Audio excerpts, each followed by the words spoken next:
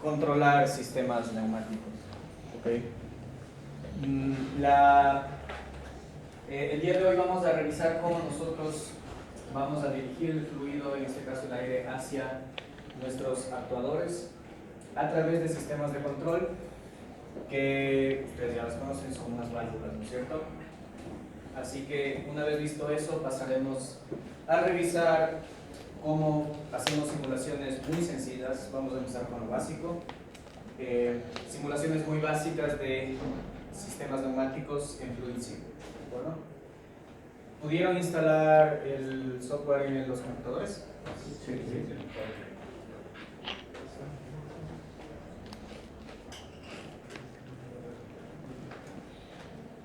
Listo. Entonces, revisemos qué son las válvulas distribuidoras. Las válvulas distribuidoras nos permiten, como dice su nombre, distribuir el aire hacia nuestros sistemas neumáticos, donde pueden haber actuadores del tipo cualquiera que hemos revisado ya en las clases anteriores, ¿de acuerdo? Pueden clasificarse en dos grupos muy sencillos, como son las válvulas con reposición por muelle o monoestables, que mantienen el estado de la conmutación solamente mientras se mantiene la activación, es decir, debemos mantener presionada la válvula para que se produzca la acción neumática. ¿Okay? Y por otro lado están las válvulas de impulsos, o son biestables, que mantienen el estado de la válvula incluso cuando nosotros soltamos la válvula. ¿De acuerdo? Entonces esos dos tipos son los que básicamente vamos a revisar en este proyecto formativo y los que nos van a permitir controlar los actuadores. ¿De acuerdo? Las válvulas incluso se pueden ver desde otros puntos de vista, ¿sí? Otros criterios, por ejemplo, para diferenciar son qué cantidad de conexiones tienen las válvulas, ¿sí? Qué cantidad de vías. Ahí, por ejemplo, vemos que la denominación de una válvula puede depender de eso, ¿sí? Del número de conexiones y de la cantidad de posiciones que tiene la válvula. Ahí vemos dos ejemplos de válvulas diferentes. La una dice válvula neumática de 3 vías y 2 posiciones, y vamos a ver qué significa eso, y con reposición por muelle. Y abajo vemos una electroválvula biestable de 5 vías y 2 posiciones. ¿De acuerdo? Solamente para que visualicen el nombre, no es necesario que entiendan todavía qué significa esa fracción ahí, que en realidad no es una fracción, sino una nomenclatura. ¿Okay? Entonces, vamos a encontrarnos en FluidSim también que para seleccionar las válvulas vamos a tener que elegir, ¿no es cierto?, cuántas vías tiene la válvula y cuántas posiciones tiene la válvula. Por lo general las válvulas tienen 2 posiciones, pero sí hay válvulas que tienen 3 o 4 posiciones. ¿Okay? Las más usadas son las de 2 posiciones, y de hecho con esas basta para armar circuitos como los que vemos aquí, ¿sí?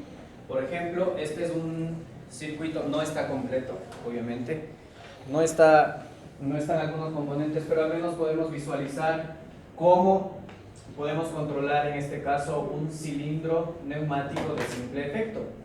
Ya habíamos revisado que el cilindro de simple efecto era un actuador neumático que ejerce fuerza o ejerce trabajo útil, porque de regreso también hay trabajo, pero ejerce trabajo útil o una fuerza que se utiliza solamente en una dirección, y el retroceso se realiza con un resorte, ¿de acuerdo?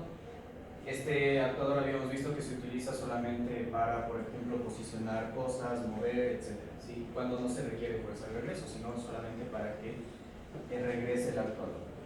Entonces, en este caso, podemos ver cómo una válvula, ¿sí?, distribuidora, en este caso de 2 posiciones, dirige el fluido hacia el actuador.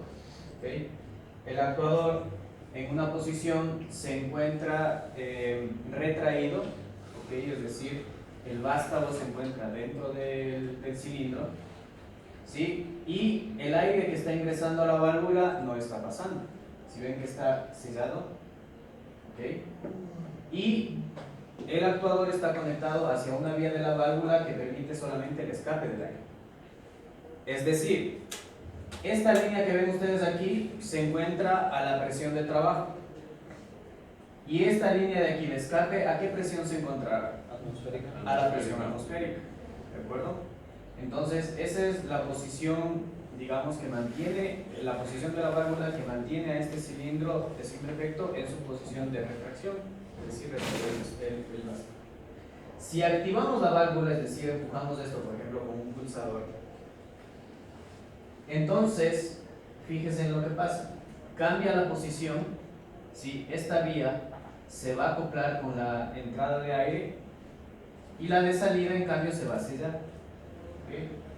Entonces, al conectarse la entrada del aire con esta vía, va a permitir el paso del aire comprimido hacia el cilindro de simple efecto y llena el espacio del cilindro, moviéndole.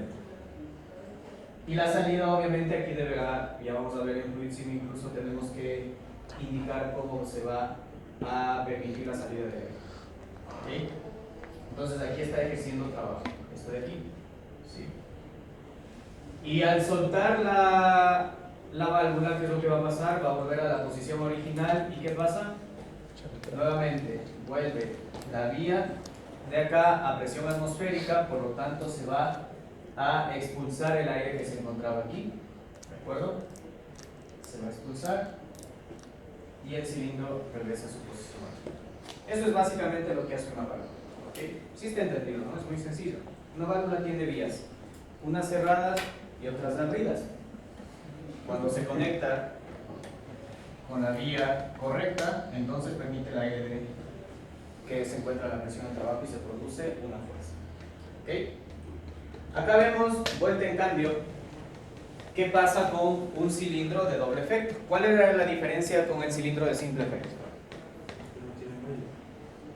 ¿Qué podría tener? Sí, podría tener muelles. ¿Cuál es la diferencia original? Que regresar por Que para regresar necesita presión, ¿no es cierto? Necesita una presión de aire para que se ejerza una fuerza. Entonces, se ejerce fuerza en los dos sentidos, ¿no es cierto?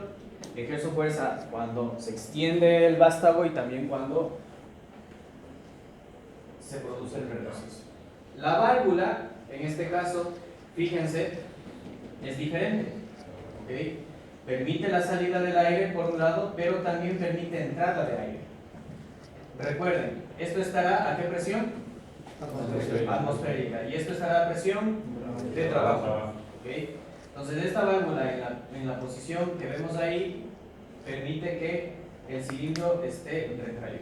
Una vez que nosotros accionamos la válvula, yo digo con una palanca o un pulsador o con una solenoide, lo que sea, se conecta esta vía de aquí, se conecta con la entrada de aire, como vemos acá, ¿sí? Y la presión de trabajo ahora se aplica en el émbolo, en el lado izquierdo, y permite que el vástago se mueva hacia la derecha.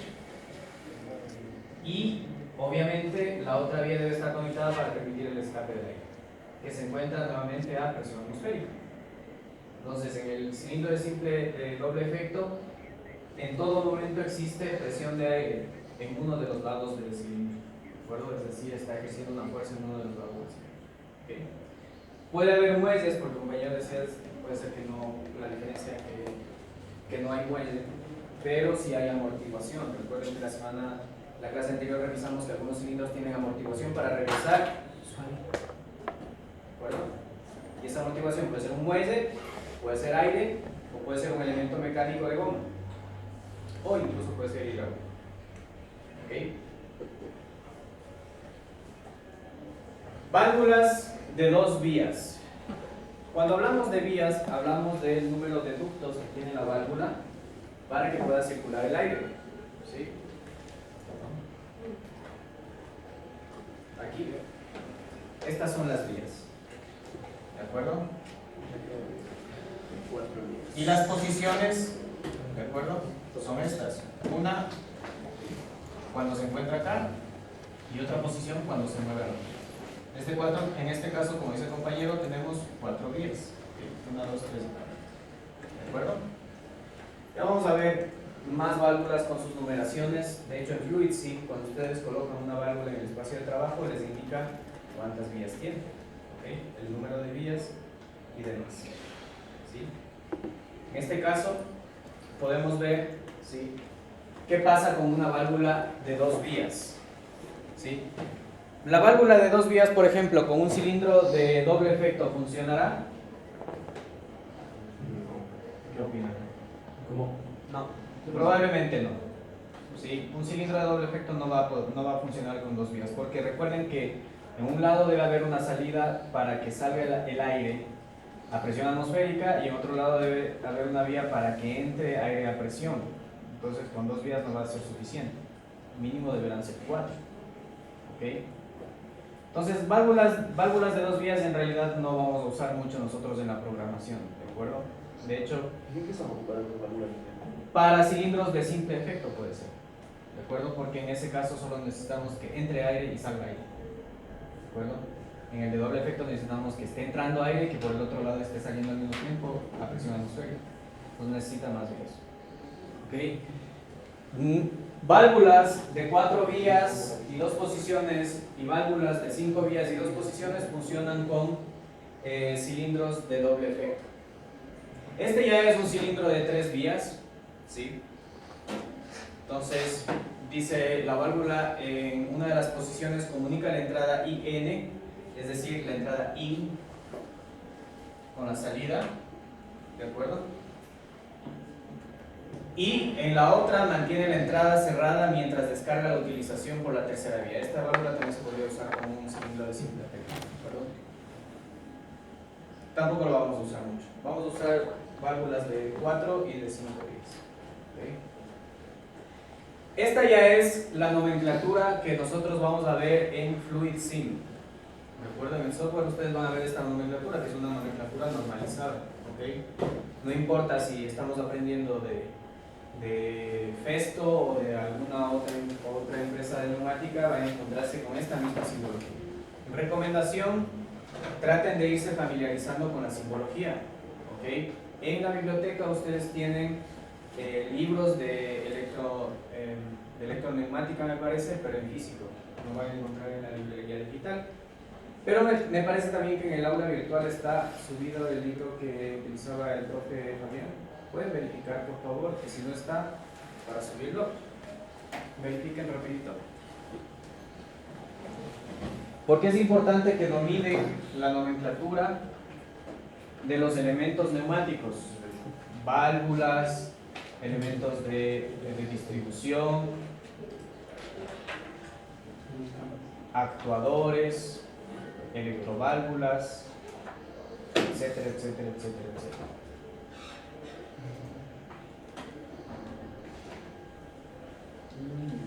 Debe estar en el taller 1, donde dice material de estudio, tal vez. Verifiquen. ¿No?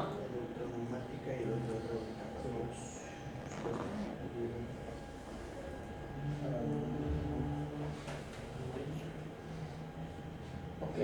¿Pueden buscar en el taller 2, por favor?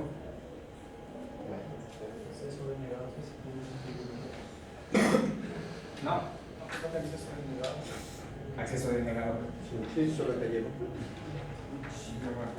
Bueno, ya voy a subir entonces la bibliografía, porque yo pensé que como me copiaron el aula de otro profe, yo pensé que estaba. En todo caso, yo lo puedo subir sin problema.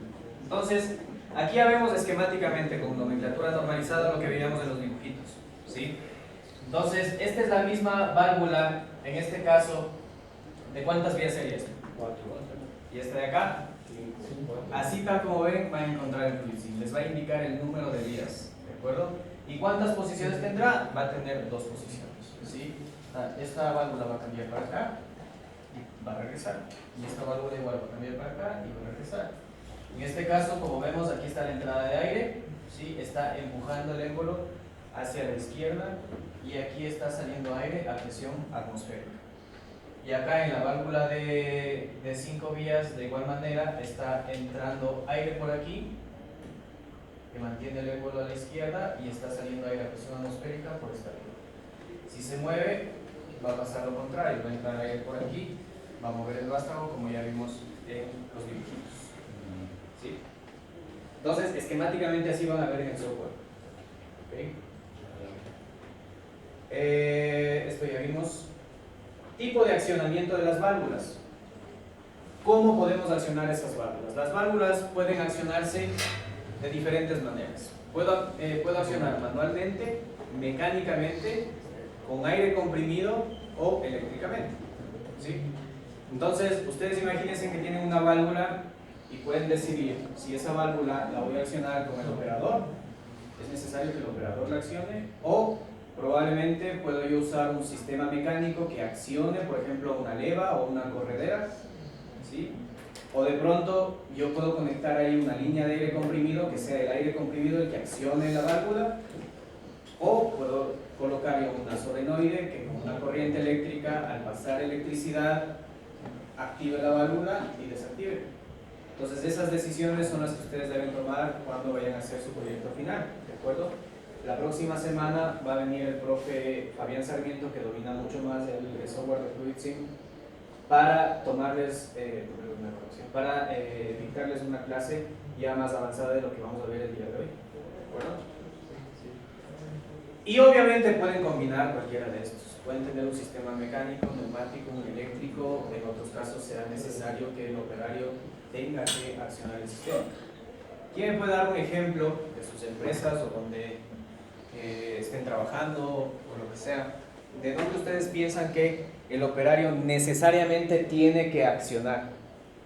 Que no se puede reemplazar por un sistema neumático, un sistema eléctrico o un sistema mecánico. Que el operario tiene que accionar.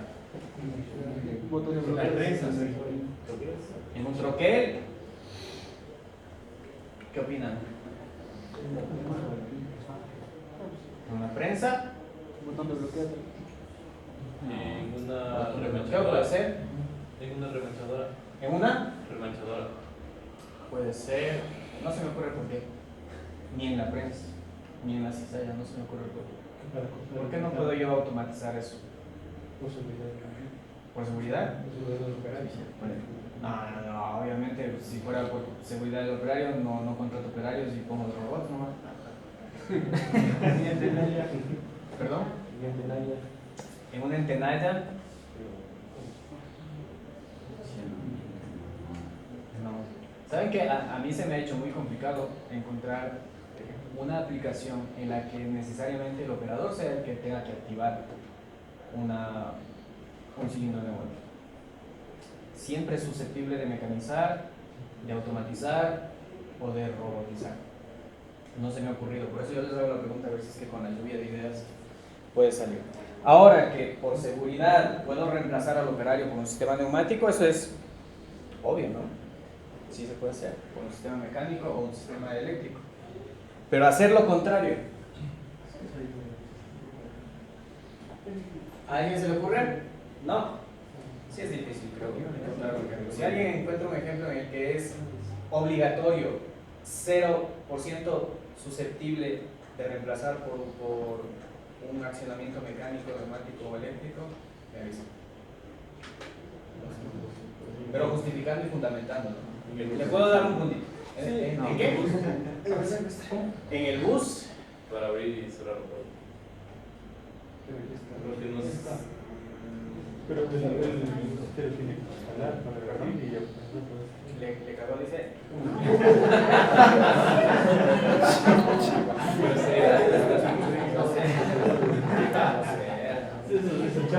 Puede ser, ¿sabes qué puede ser? Porque ahí el factor. Eso puede ser.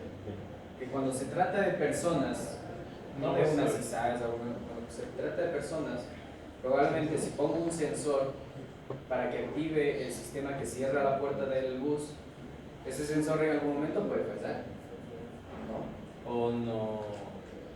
Hay sensor. Sí, te la Ahí taparon sí. la maleta en la puerta. Entonces, ¿qué es? ¿Cómo yo evito eso? Pues hago que la persona sea, con su razonamiento y su decisión, la persona que decida cuándo cerrar la puerta, no un sensor. El sensor puede fallar algún rato y causar un accidente. Ahí probablemente. Pero, Ahí es lo que sí. Pero no tanto. no, los buses ya tienen esos pulsadores. ¿Perdón? En algunos tienen esos pulsadores. ¿Cuáles pulsadores? O sea, pulsadores. El timbre. Yo he visto, no.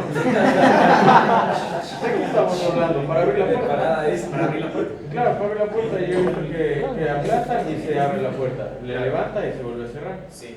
Entonces eso no creo que pueda ser un sensor porque puede leer alguna otra nota y cerrar o abrir la puerta. Por eso ya le di el punto. Pero ni tanto, Inge, porque, por ejemplo, en control vimos un circuito que si la persona volvía a pasar por el límite del sensor, se abría la puerta. Y si está configurado de esa manera, no se cierra. Eso como la sensor. Entonces no cierra la puerta, sino que le vuelve a abrir. En un bus es más crítico, ¿no? Más rápido. Obviamente por circunstancias de la afluencia de personal. ¿Dónde está la izquierda? No se cerraría nunca. Pero si en realidad siguieran las normas, Claro, es que no se cerraría. El nunca, aforo. El sensor puede volverse loco. Entonces no le veo tan susceptible de que se mecanice y no se automatice. Por ejemplo, siempre debe haber una persona que decida cuándo cerrar la puerta. Y si alguien le grita, oye, ¿qué pasa? ¿La mochi? Tres paradas con la mochila afuera.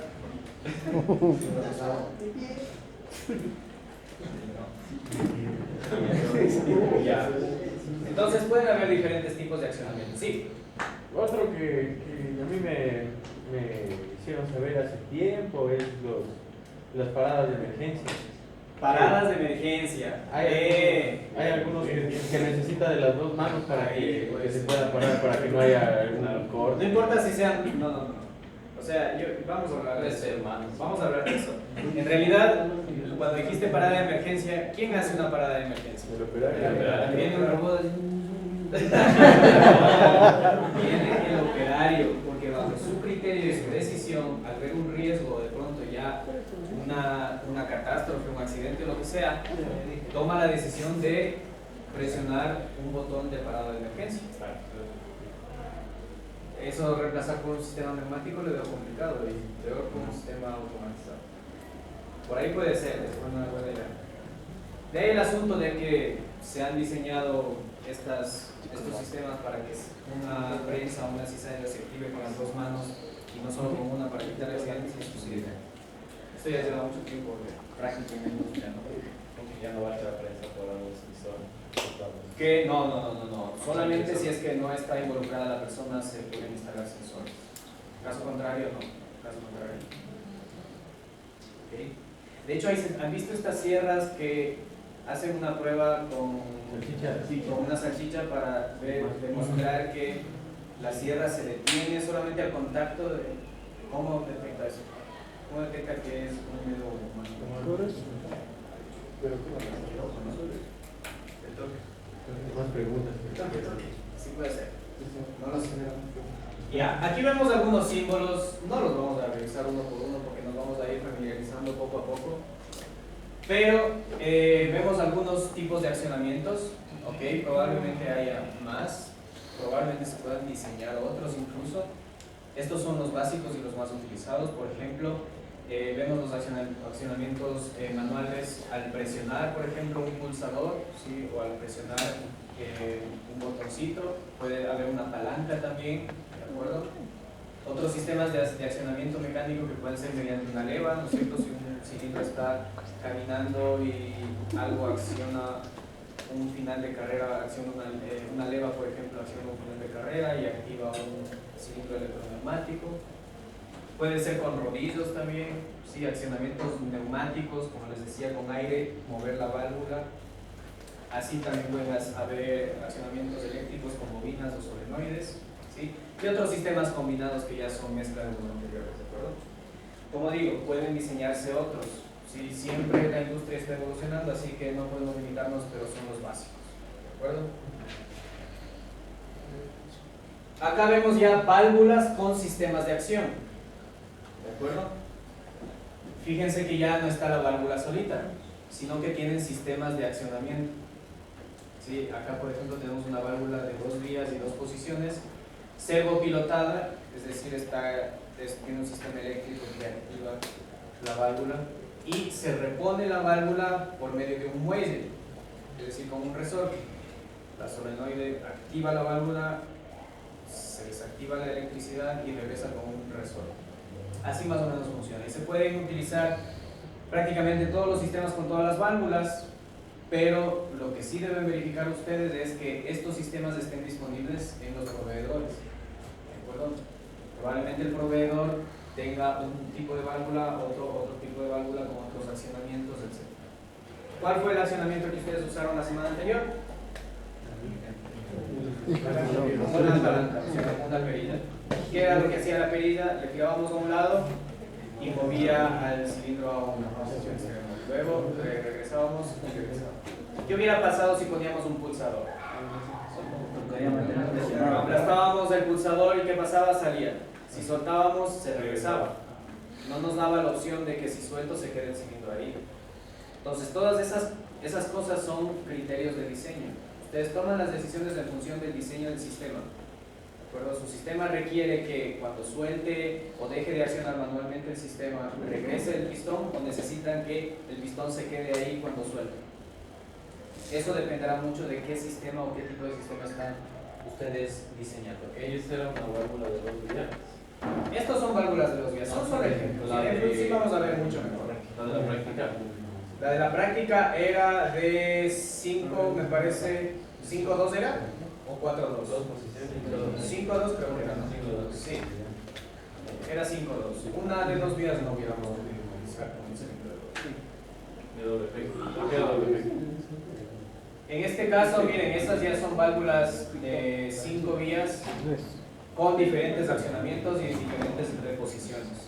¿Okay? Así de complejas se pueden volver. En FluidSync no vamos a hacer tan complejas, pero con Fabián sí vamos a hacer un poco más. Entonces, la idea es que ustedes dominen esto, la simbología y la base fundamental del software, al menos para la próxima semana.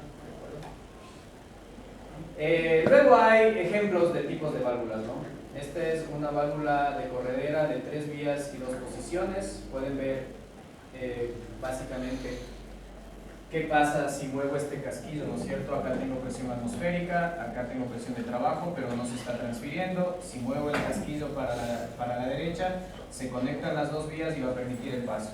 Ya sabemos la simbología. La simbología es exactamente la misma.